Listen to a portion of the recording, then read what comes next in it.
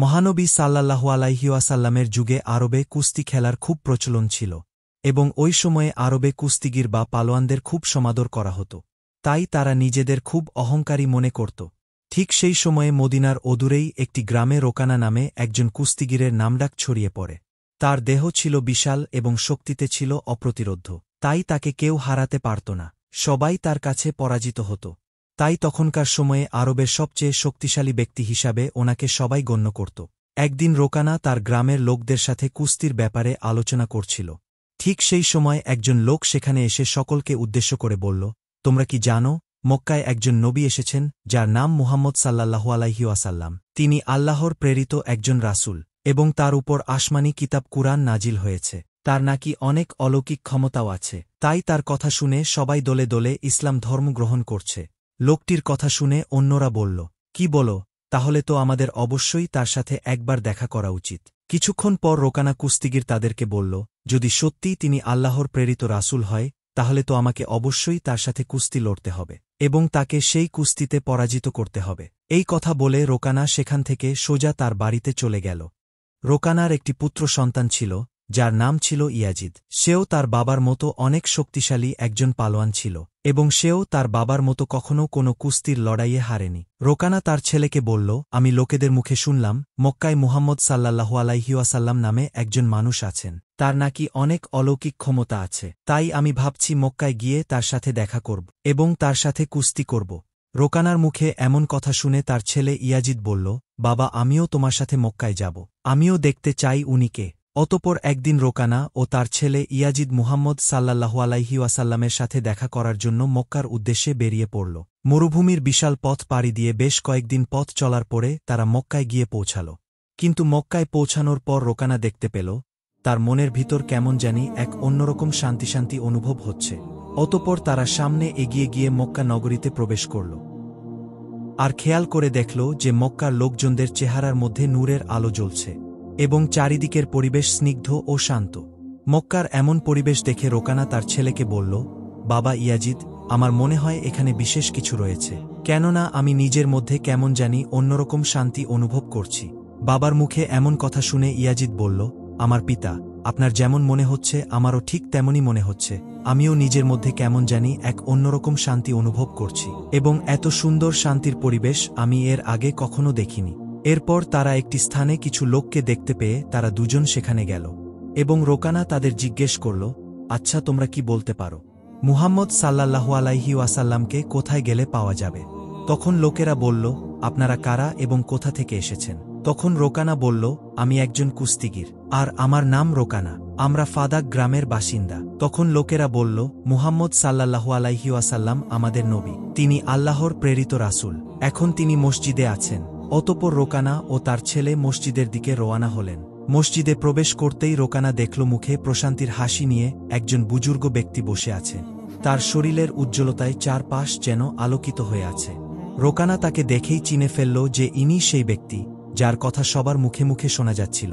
এরপর রোকানা মুহাম্মদ সাল্লাল্লাহু আলাইহি ওয়াসাল্লামের কাছে গিয়ে তাকে সালাম দিয়ে বলল, তুমি কি সেই ব্যক্তি মুহাম্মদ যার নাম আমি লোকের মুখে মুখে শুনেছি? তুমি নাকি আল্লাহর প্রেরিত রাসূল? তখন মুহাম্মদ সাল্লাল্লাহু আলাইহি ওয়াসাল্লাম বললেন, হ্যাঁ, তুমি ঠিকই শুনেছ। কিন্তু তুমি কে এবং কোথা থেকে এসেছ? আমার নাম রোকানা। আমি অনেক বড় একজন পালোয়ান। পুরো পৃথিবীতে আমার থেকে শক্তিধর পালোয়ান আর নেই। আমি আজ পর্যন্ত কোনো কুস্তিতে হারিনি। তখন রাসূলে পাক সাল্লাল্লাহু আলাইহি ওয়াসাল্লাম খুবই ভদ্রতার সাথে রোকানাকে বললেন, তুমি বসো, তোমার সাথে আমার অনেক কথা আছে। অতঃপর রাসূল সাল্লাল্লাহু আলাইহি ওয়াসাল্লামের কথা শুনে রোকানা ভাবতে লাগল, উনি আবার আমার সাথে কিসের কথা বলবেন।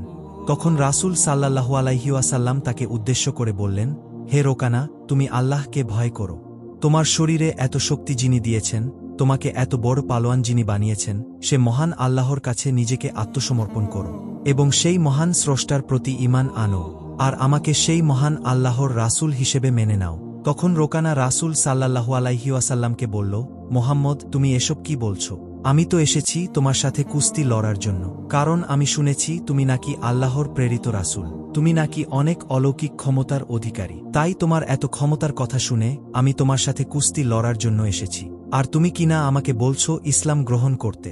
তখন দয়াল নবী রাসূল সাল্লাল্লাহু আলাইহি ওয়াসাল্লাম রোকানাকে বললেন, রোকানা তুমি আমার সাথে কুস্তি লড়তে চাও, কিন্তু আমি তো কুস্তি লড়ি না। তখন রোকানা রাসূল সাল্লাল্লাহু আলাইহি ওয়াসাল্লামকে বলল, হে মুহাম্মদ, আমি তো এত অজুহাত শুনতে চাই না। আমি শুনেছি তোমার নাকি অনেক ক্ষমতা, তুমি নাকি অনেক জাদুবিদ্যাও জানো, তাহলে তোমার ক্ষমতা দিয়ে তুমি আমাকে কুস্তিতে হারিয়ে দেখাও। তখন রাসূল সাল্লাল্লাহু আলাইহি ওয়াসাল্লাম বললেন, তুমি যেহেতু এত জোরাজুরি করছো, তাই আমি একটি শর্তে তোমার সাথে কুস্তি লড়তে রাজি আছি।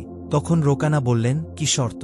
তখন দয়াল নবী রাসূল সাল্লাল্লাহু আলাইহি ওয়াসাল্লাম বললেন, তুমি যদি আমার সাথে কুস্তি করার পর হেরে যাও, তাহলে তোমাকে ইসলাম ধর্ম গ্রহণ করতে হবে, আর আমাকে আল্লাহর প্রেরিত রাসূল হিসেবে মেনে নিতে হবে। এই কথা শুনে রোকানা ভাবতে লাগল, এই সামান্য একজন হুজুর আমাকে হারাবে, যার আমার মতো চওড়া বুক নেই, আমার মতো এত শক্তি নেই, যাকে আজ পর্যন্ত পৃথিবীর কেউ হারাতে পারেনি, তাকে মোহাম্মদ নামের এই সামান্য একজন হুজুর হারাবে। সে আমাকে হারানো তো দূরে থাক, এক মিনিটও আমার সামনে টিকতে পারবে কিনা তাই সন্দেহ। এভাবে রোকানা রাসূল সাল্লাল্লাহু আলাইহি ওয়াসাল্লামকে তুচ্ছ তাচ্ছিল্য বলে গণ্য করল। অতঃপর রোকানা রাসূল সাল্লাল্লাহু আলাইহি ওয়াসাল্লামকে বলল, হে মুহাম্মদ, ঠিক আছে, আমি তোমার শর্তে রাজি। তুমি আমাকে হারাতে পারলে আমি তোমাকে আল্লাহর রাসূল হিসেবে মেনে নেব এবং আল্লাহর প্রতি ঈমান এনে ইসলাম ধর্ম গ্রহণ করব। এরপর যথারীতি লড়াইয়ের জন্য এক বিশাল ময়দানের আয়োজন করা হল এবং সেই লড়াই দেখার জন্য মক্কা ও মদিনাসহ দূর দূরান্ত থেকে অনেক মানুষ আসতে লাগল। রাসূল সাল্লাল্লাহু আলাইহি ওয়াসাল্লাম ও পালোয়ান রোকানা লড়াইয়ের জন্য প্রস্তুত। অতঃপর নির্ধারিত সময়ে লড়াই শুরু হল। যখনই রোকানা রাসূল সাল্লাল্লাহু আলাইহি ওয়াসাল্লামকে আঘাত করার জন্য তেড়ে আসল, ঠিক তখন রাসূল সাল্লাল্লাহু আলাইহি ওয়াসাল্লাম খুব সহজেই রোকানাকে উপরে তুলে একটি আছাড় দিল। এক আছাড় খেয়ে রোকানা মাটিতে লুটিয়ে পড়ল এবং সে তার অনেকটাই শক্তি হারিয়ে ফেলল।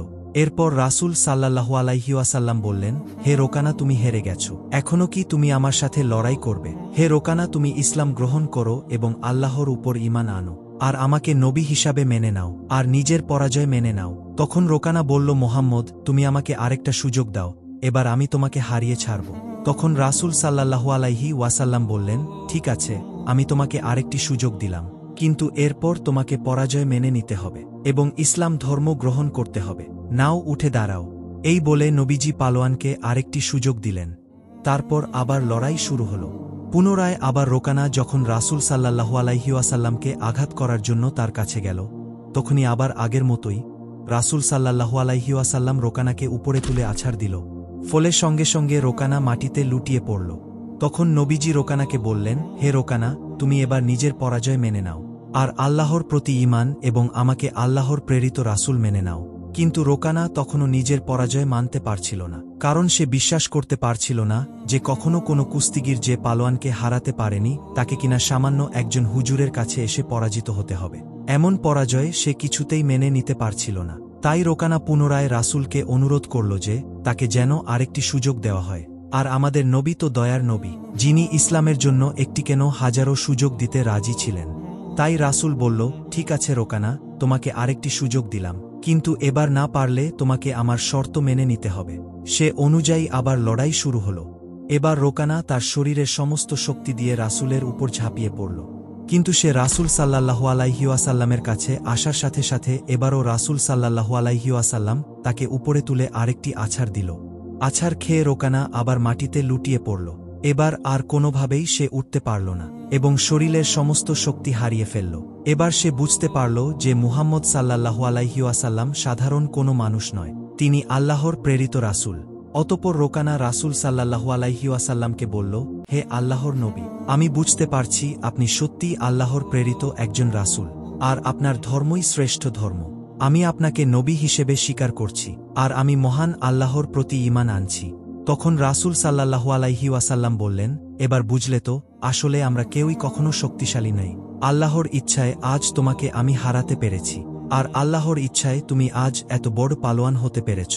আল্লাহ যদি না চাইতেন তাহলে আমি কখনোই তোমাকে হারাতে পারতাম না। তিনি আমাকে এত শক্তি দিয়েছেন তোমাকে পরাজিত করার জন্য, তাই তুমি আজ আমার মতো সামান্য একজন হুজুরের কাছে পরাজিত হয়েছ। রাসূল সাল্লাল্লাহু আলাইহি ওয়াসাল্লামের কথাগুলো শুনে রোকানা সাথে সাথে ইসলাম ধর্ম কবুল করে নিল।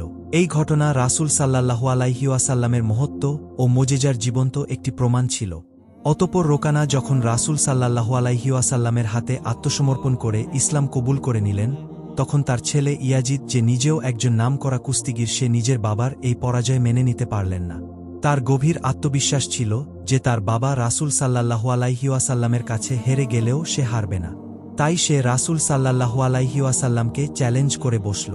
ইয়াজিদ যৌবনের উচ্ছ্বাস আর নিজের বাবার পরাজয়ের শোকে রাসূলের সামনে দাঁড়িয়ে বলল, হে মোহাম্মদ, আপনি আমার বাবাকে কুস্তিতে হারিয়ে প্রমাণ করে দিলেন যে আপনি একজন অসাধারণ মানুষ।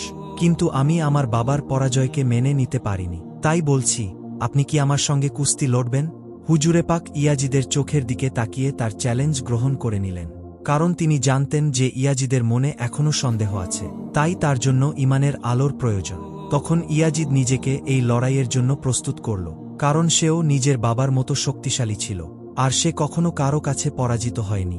ইয়াজিদ মনে মনে ভাবল, মুহাম্মদ সাল্লাল্লাহু আলাইহি ওয়াসাল্লামকে হারিয়ে নিজের বাবার পরাজয়ের প্রতিশোধ নেবে, আর এতে নিজের বংশের মাথাও গর্বে উঁচু হবে।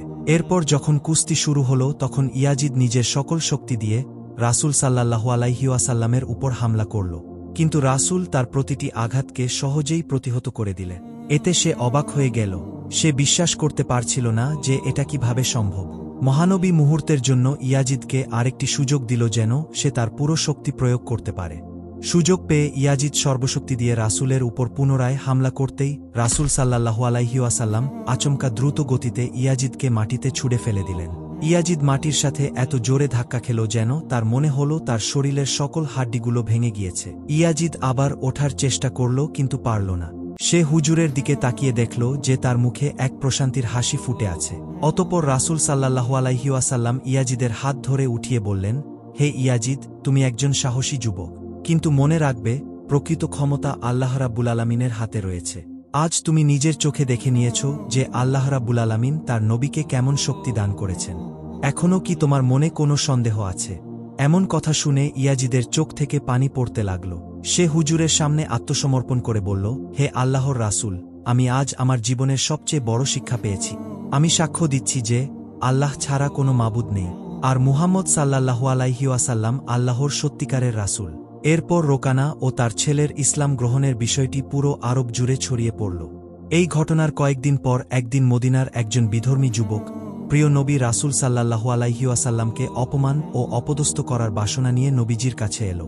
নবীজির কাছে এসে বলল, হে মুহাম্মদ, আপনি তো দাবি করছেন যে আপনি আল্লাহর পক্ষ থেকে প্রেরিত একজন নবী ও রাসূল, এবং আপনার কাছে নাকি মহান আল্লাহর পক্ষ থেকে ওহীও আসে, অর্থাৎ আল্লাহর বাণী আসে।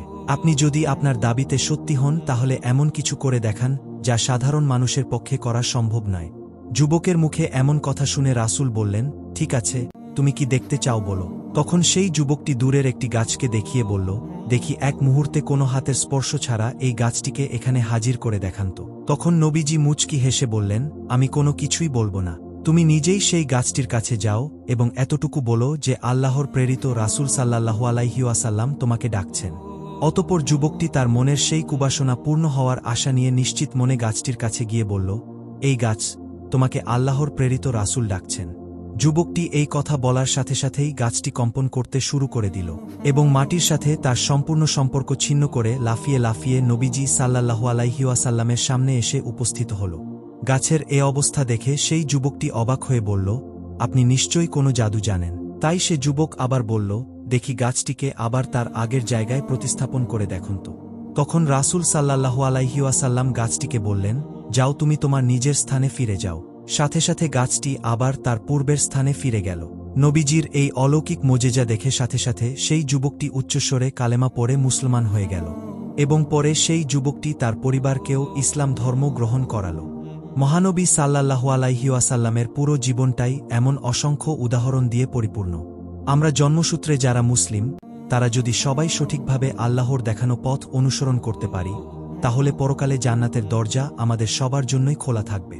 আল্লাহ আমাদের সবাইকে রাসূল সাল্লাল্লাহু আলাইহি ওয়াসাল্লামের দেখানো পথে যেন চলতে পারি এবং ইসলামের আলোয় জীবনকে গড়তে পারি, তার তৌফিক দান করুন। আমিন।